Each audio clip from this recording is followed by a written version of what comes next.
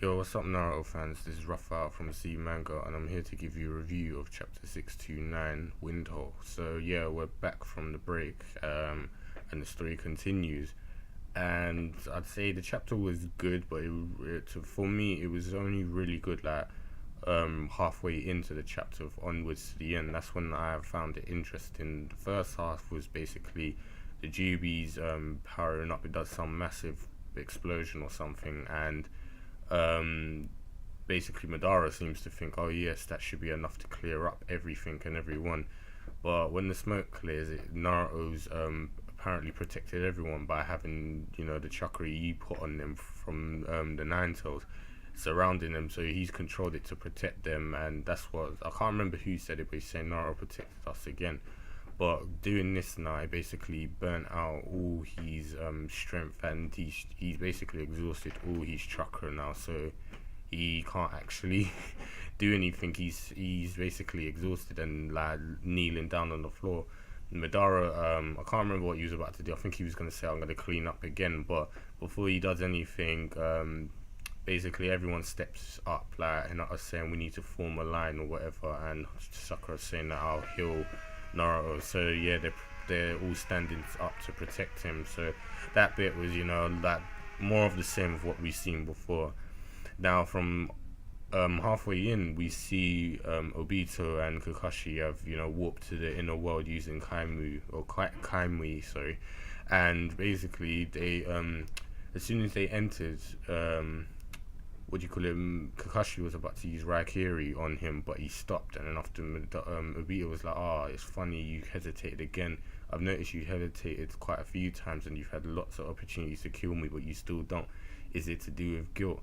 And Kakashi tries to convince Obito, saying, "You know what? Let's end this. I mean, not let's end this. Sorry, let's finish with this. This is stupid, Obito. You're still the same person.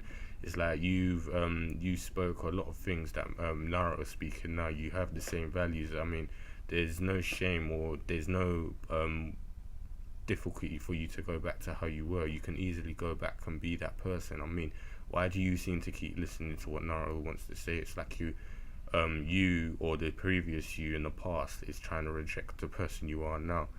And Obito starts laughing. He's saying, "The reason why I'm listening to all of that in full is because I want to reject it. Is like, I don't really give a damn about his opinions. It's like this whole world, everything is fake."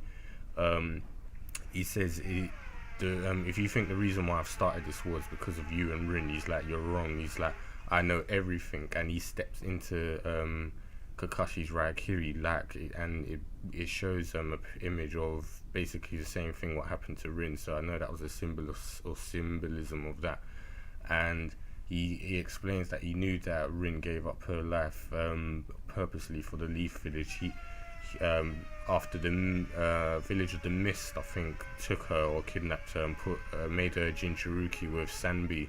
So she basically tried to ask Kakashi to kill her, but obviously he said he's not going to because he's going to protect her. That's what he promised to Obito. So while they were being chased by the mist, and they're basically trying to force them to, push them further away into the Leaf Village so they can unleash the tailed beast there. But Kakashi learns from Rin that, and he was told by her to kill her, but he says he's not going to do it. So he turns around to attack the Mist Village ninja. But as he's used the attack, she's jumped in front and taken the hit, and she's saying she would rather die by the hands of the person she loves. So yeah, that was the full actual story. I think everyone knew that Kakashi wouldn't willingly kill her. It must have been some sort of accident, or she might have jumped in front. So I'm glad that was confirmed. But what surprised me was Obito knows, and he's like, "Yeah, that's not the reason. Like, if you think that's the reason or the only reason I'm starting this war, you're wrong."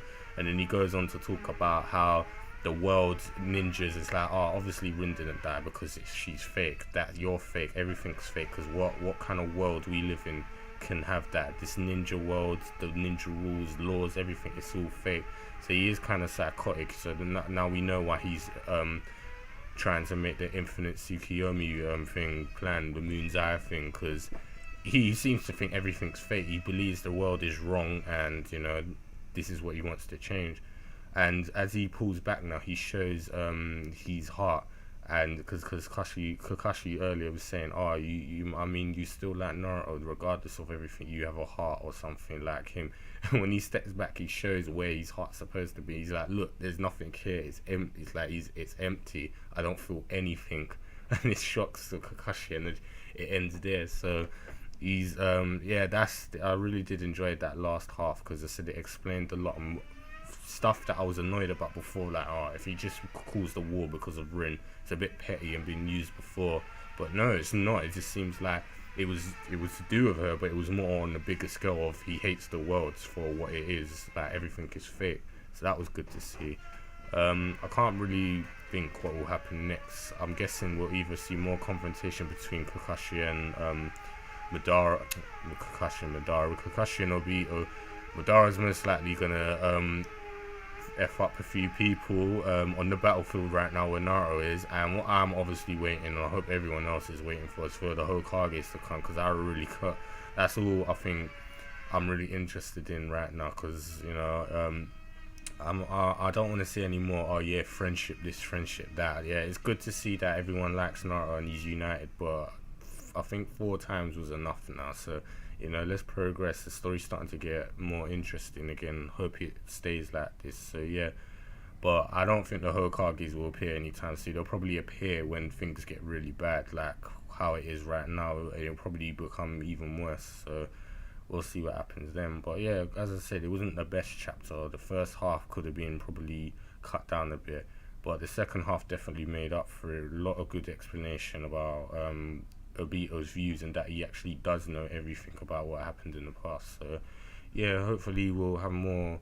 consistent and interesting chapters like this in the next ones. And yeah, as I said, man, keep it up, Kishimoto. So yeah, that's all I can say. But what about you guys? What do you think of this chapter, and what do you predict will happen next? Also, if you like the video, leave us a like, because it helps us out, and subscribe for more content in the channel, and I'll join you guys in the next video.